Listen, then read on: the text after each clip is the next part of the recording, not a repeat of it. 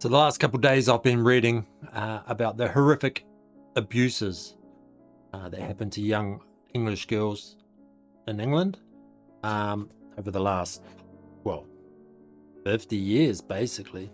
50 years, it's disgusting. It's hard to even, it's up to 200, potentially 250,000 girls or more have been abused, groomed, had horrific abuses inflicted upon them by a particular group of people within England. And so, I make light-hearted videos, I think, about house-husband maxing, but this is a serious video about house-husband maxing. I am a father of daughters. I have a young daughter. Things like this concern me, terrify me. But I tell you what, my youngest daughter, there's nothing like that's ever going to happen to her. You know why? Because I'm at home all the time. I drop her off to school. I pick her up from school. I'm always there. I'm always at home. I'm not at work doing 10, 12 hours a day. I'm not working 50, 60, 70 hours a week. I'm always at home watching. So if there's any strange individuals, attempting to talk to, groom, take advantage, mislead my little girl, I'm going to pick up on it very quickly. And that shit won't be happening. And if it did, if someone did try to do it, seeing what happened over in England, I don't know if I could trust the police. I don't know if I could. I think I would, but that's another good thing. If a lot of men are house husband maxing, there's going to be a lot of men at home. And if some other fellas try this sort of nonsense, some other people come into our country and try that shit over here, we can just, sort it out by ourselves. Not that I'm advocating for vigilante justice or anything like that, but if the police aren't going to do it, who else is going to do it, So yeah, this is just going to be a very short video. I just wanted to talk about another good reason to house husband max, another good reason to be a stay-at-home dad, another good reason to be a trophy dad, a trophy husband, and that's to protect your kids, man. Like, our governments are just letting in hordes of people from God knows where. We don't know who they are. We don't know what they're capable of. Look what happened in England. They brought in all these people, upwards of 250,000, potentially more girls, horrifically abused. You look at the murders. You look at that guy in Ireland. He just broke in, and the government said, yeah, you can stay in Northern Ireland, mate, not a problem. And then he tries chopping off some dude's head. Like, what the hell? And then you had that other guy stab the girl in the neck. Even here in New Zealand, we've had issues. We've got, there was this one guy, he drove an Uber, I think a Toyota Prius. He picked up a young lady and he assaulted her. He was arrested. His lawyer tried to argue that because he had only been in the country 11 years, only 11 years, he didn't know what he had done was wrong. And the government here in New Zealand is much better. I read one story about a guy who came to New Zealand on a student visa. He'd been in the country for a week when he forced himself upon a woman. He was given 6 years in jail, which is better than nothing, but it's still not enough as far as I'm concerned. When he got out of jail, he couldn't be deported. Right? So he'd been in the country for a week. He committed a horrific crime. He got sentenced to 6 years in jail. Then when he got out of jail, the government said he couldn't be deported. He came in on a student visa, I might add. And then after he'd been in jail for 6 years, he came out of jail. He was all of a sudden on a residence visa. What? So he got a residence visa while he was in jail? But then he gets out of jail. He can't be deported because he has a child in the country. Where'd that bloody kid come from, man? Did that kid also move into the country? Who cares anyway? After a crime like that, it should be an instant deportation.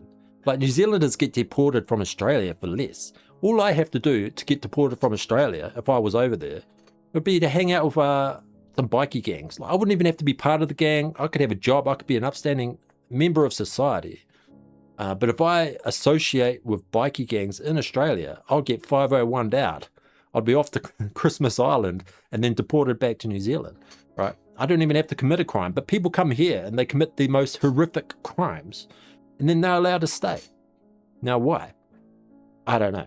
So that's another reason why I like to be a house husband maxing. That way I can stay home, I can keep an eye on it. Because if our government's going to let these fucking people in, you know, and if the police are anything like in New Zealand or anything like the police in England, even Australia, they're not going to be much bloody help, are they? So yeah, at the end of the day, if you punish people for being moderate, you know, for not wanting these things to happen, then, you know, expect the extreme.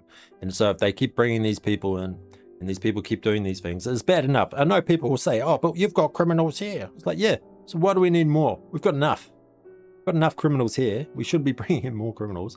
And if we do bring someone in and they are a criminal, it should be instant deportation. Simple as that. At the very least, any jailable crime should be an instant deportation once that jail time's done. I don't know why we allow people to stay or anything less. Like, residents shouldn't get any special treatment. They should understand that they don't have a right to be in New Zealand just because you have a residence visa. It's a permit that allows you to be here that should be solely based on your behavior. And if you behave in a poor way or in a way that's contrary to the way of New Zealand, get out. This is our country. I'm sick of it. And I don't want New Zealand to become like England. I don't want to see what's happening in New Zealand. I don't want to see things happening in New Zealand like what's happening in Melbourne, for example, with home invasions. People in Melbourne are having to have like gates up in their house like it's frickin' South Africa because people keep frickin' breaking into houses. It's disgusting. We need a more hardline nativist position. This you know, New Zealand should be for New Zealanders primarily, and I think this could be seen as offensive, but I think New Zealanders primarily are Māori and Pākehā. You know? And then in third place, I've got our Pacific Island brothers. But, you know, the Pacific Islanders, even though they're New Zealanders, they still see themselves primarily as a Samoan, for example. If you're a Samoan New Zealander, you still primarily see yourself as Samoan. Whereas I'm a New Zealander, 100%. Māori are New Zealanders, 100%. We don't have another country to go to. We don't have another country to rely on. You know, I'm not. If I'm a good sportsman, I'm not having to decide which country to play for. I only have one country. So I think the New Zealand government and society as a whole needs to really move along and say, hey, New Zealanders for New Zealanders primarily. We can allow other people to live here, but we need to focus on New Zealanders, and we need to deport criminals, ideally, mostly.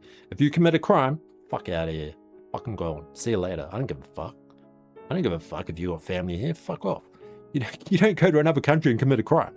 If I moved to another country and then I committed a crime, especially one that warranted a jail time, then I would expect to be deported. Right? Who wouldn't? What rational person wouldn't expect to be deported?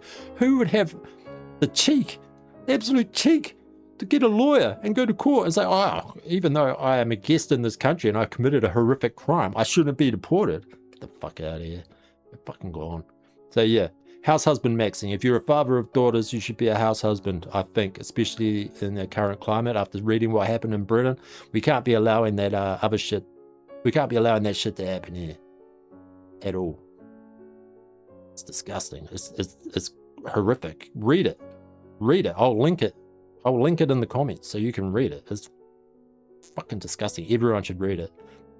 So yeah, that's another good reason. This is just a short video. It's another good reason why I think house husband maxing is the way to do it, especially in 2026. I think if you have the opportunity to be a house husband, a trophy husband, a stay-at-home dad, especially if you have daughters in the West, I think now is probably the best time to do it, because yeah, we don't know. We don't know who's there. We need to watch. So yeah. Anyway, this is all for today. I'll I'll see you in the next one. Ta-ta.